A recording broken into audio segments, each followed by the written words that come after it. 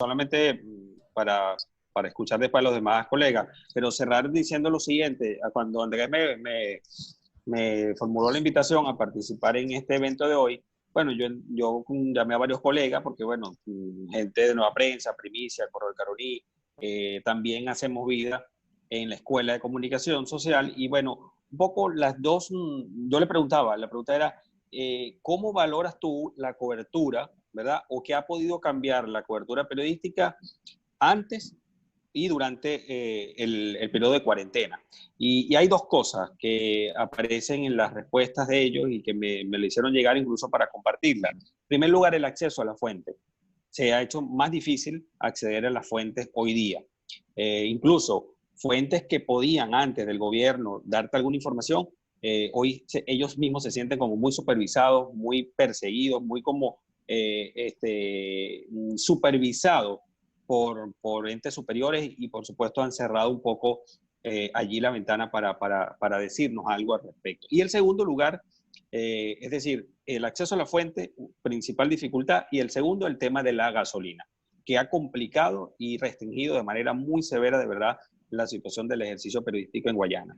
De resto, ellos me decían que prácticamente igual, digamos, es lo que ha atravesado ellos en este tiempo, antes o durante la cuarentena, lo que nos indica un poco la gravedad de lo que veníamos arrastrando un país como nosotros, como un país con esta emergencia humanitaria compleja a la que me refería. Un asunto, digamos, delicado ha ocurrido en Puerto Ordaz, de lo que hemos registrado en este mes, este último mes. Fue una situación parecida a la que el colega de Mérida acaba de anunciar, a un equipo de Nueva Prensa de Guayana, en una bomba de gasolina, precisamente, un equipo del DGCIN lo expulsó de la bomba de gasolina, le impidió la cobertura y le quitó, le obligó a borrar las fotografías y las grabaciones de ese momento. Eso es un hecho, digamos, grave de ataque que hemos logrado reportar en este mes. De resto, los colegas periodistas de Guayana, a los que pude llamar, entrevistar y hacerlos parte un poco de este evento de hoy, me decían que esas eran las dos principales, digamos, restricciones que han presentado y que ellos consideran que son las más graves para ellos poder cumplir con el ejercicio y la cobertura informativa. Era eso, muchísimas gracias.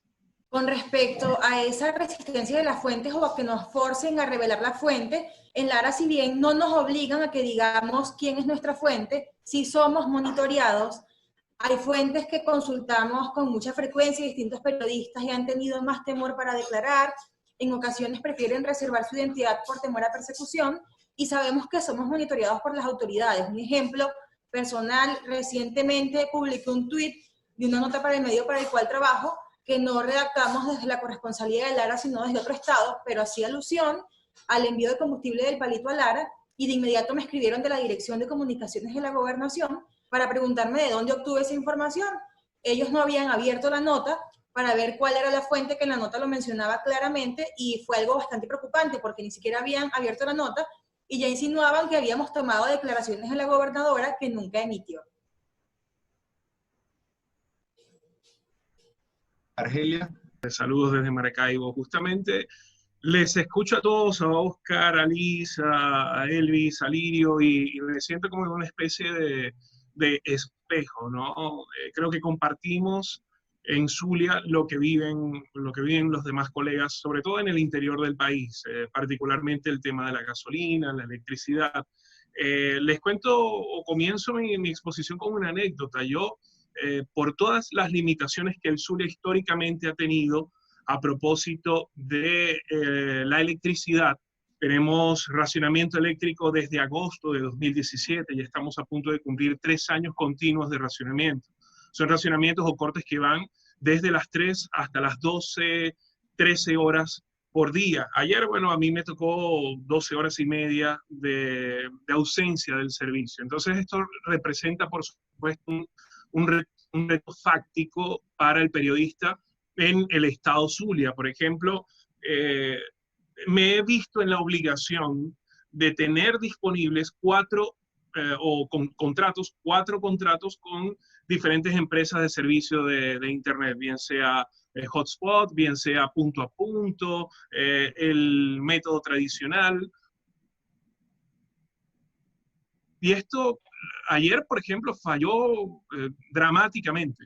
fue frustrante no tener ni uno solo de los 4 servicios contratados activos por los mismos cortes eléctricos que ocurrían, ¿no? Fallan las telecomunicaciones y esto crea, por supuesto, limitantes. Yo comparo esta situación que vivimos los periodistas como aquel juego de básquetbol donde te dicen que vayas a jugar, que vayas a anotar, que asistas, que bloquees, pero te falta una goma, un zapato, te amarran un brazo, te colocan un parche en uno de los ojos. Entonces, son unas limitantes continuas a las que nos estamos enfrentando acá. Y hay otra cosa que quisiera destacar, ¿no? Yo creo, analizando lo que lo que han sido estos 2 meses de cobertura periodística durante la cuarentena, no solo con respecto al nuevo coronavirus, a la COVID-19, sino también al resto, pues, de los problemas y las noticias cotidianas que nacen desde Zulia y desde Venezuela, para contarlas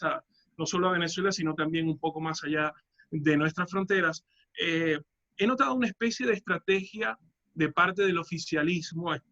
Hay que recordar que acá en Zulia el gobernador es promadurista o prochavista, Omar Prieto, es un hombre del ala dura del chavismo, es un hombre que detiene, que amenaza, no es una persona, digamos, abierta y que abraza la libertad de prensa y la libertad de expresión. Yo he notado una estrategia como lo decía la teoría de la estrategia política y de las relaciones internacionales, de zanahoria y de garrote, ¿no? Acá creo que quizá haya sido el ejemplo más temprano, incluso antes de que se decretara la cuarentena absoluta en toda Venezuela, el mismo gobernador Omar Prieto, cuando ya comenzábamos a informar de la presencia de casos sospechosos en el Hospital Centinela, que es el universitario de Maracaibo, pues el 9 de marzo, exactamente, prácticamente una semana antes de la declaratoria de la cuarentena, amenazó con ir a buscar con funcionarios de la DGCIM a un médico que ni siquiera se encontraba en el estado, está fuera del país, pero hace vida en Maracaibo, y es el doctor Freddy Pachano. Es un caso que creo que fue pues, reflejado en toda Venezuela. Lo amenazó con irlo a buscar para preguntarle de dónde sacaba la información de que había 2 casos sospechosos, no ni siquiera confirmados. Omar Prieto, por supuesto, dijo que había reportado casos confirmados, que quería generar alarma,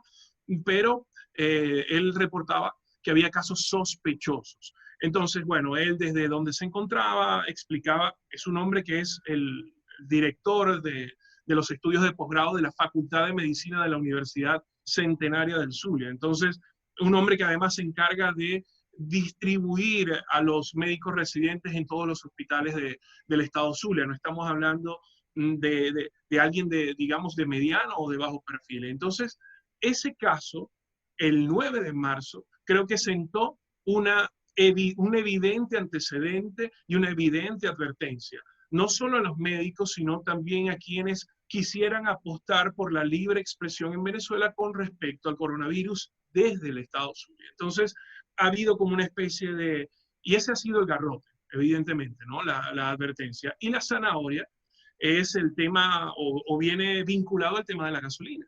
La escasa disponibilidad de gasolina, tenemos meses, si no años, creo que un par de años en Zulia con una crítica disponibilidad del combustible, pero entonces ahora tardó un poco, pero hay una lista que maneja el director de prensa de la gobernación del estado Zulia para justamente permitir cierto litraje o cierta cantidad de litros a la semana para determinados periodistas. Y esto me ha sorprendido, la verdad es que me ha incluso avergonzado ver, lo digo con mucha sinceridad y transparencia, me ha avergonzado ver cómo muchos colegas que incluso ya no participaban en la calle de coberturas de calle,